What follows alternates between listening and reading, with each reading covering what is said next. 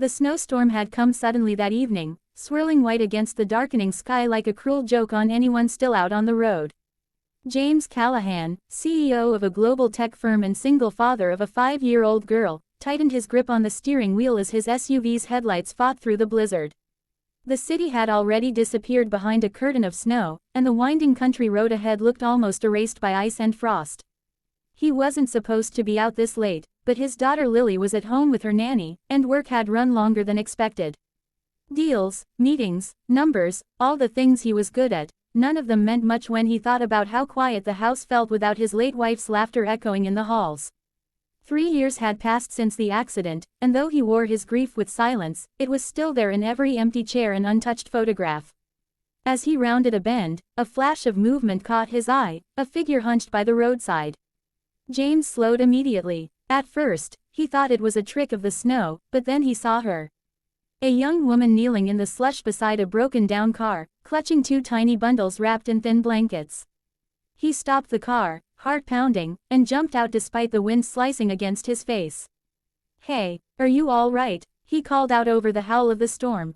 The woman looked up. Her cheeks were red from the cold, tears mixing with melting snowflakes. "Please, my car died, and I can't get it to start. My babies, they're freezing." James rushed forward, his coat whipping in the wind. "You have twins," she nodded, adjusting the blankets desperately to shield the little faces beneath. Their skin looked pale, and one of them gave a weak whimper. "God," James muttered, "you can't stay out here. Come on, my car's just there." "I can't leave the car," she said, shaking her head. "Everything I own is inside." "I don't. You'll freeze to death if you stay." His tone left no room for argument. "Bring what you can. I'll help." He opened the backseat of his SUV and turned on the heat to full blast. The woman carried the babies inside, still trembling. When James turned back, he saw a few bags in the trunk of her old sedan, just some clothes, a baby carrier, and a box of diapers. No suitcase, no winter coat, nothing else. She must have been living out of her car. Once everything was inside his SUV, James joined her. The babies had stopped crying, snuggling against their mother's chest. "Thank you," she whispered. "I didn't know what else to do. The storm came so fast." "It's okay," he said softly. "You're safe now. I'll drive you somewhere warm. There's a small inn about 15 minutes from here." Her lips trembled. "I don't have any money." James hesitated, realizing just how fragile she looked, eyes swollen from crying, hands shaking from exhaustion. "Then you can stay at my place tonight," he said finally. "It's closer, and there's a nursery, my daughter's old room. You and the babies can rest there." The woman looked startled. "You'd let strangers stay in your home?" "Strangers don't stand in snowstorms with infants," he said simply. She stared at him for a long moment before whispering, "My name's Emma." "Emma Lewis." "James Callahan," he replied, glancing at her through the rearview mirror as he drove. "Hold on, Emma, you'll be home soon." By the time they reached his estate, the storm had worsened. The tall pine trees lining the driveway bowed under the weight of snow.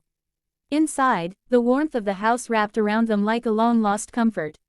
Lily's toys were scattered near the fireplace, and the smell of cinnamon still lingered from the cookies her nanny had baked earlier.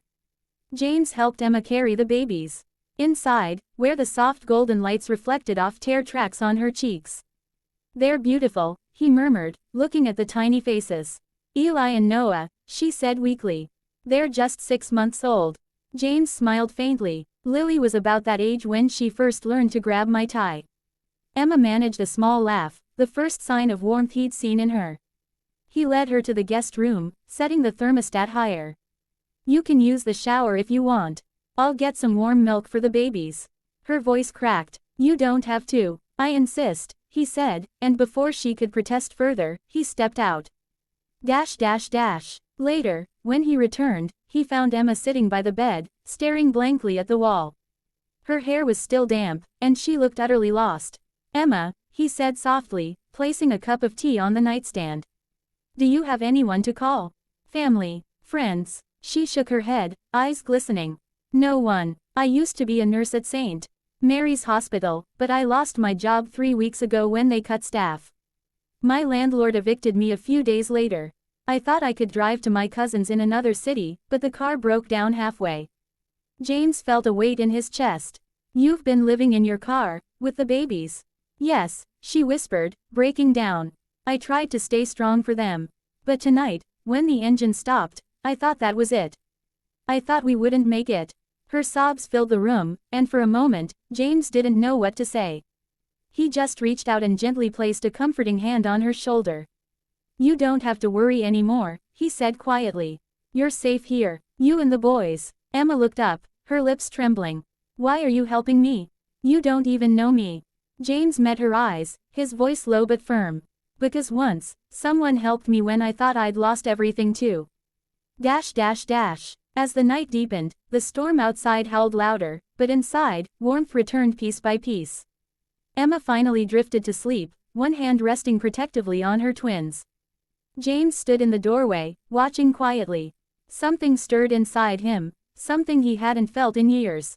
A reminder that not all losses stayed forever, and sometimes, helping someone else find hope was the first step to healing your own heart.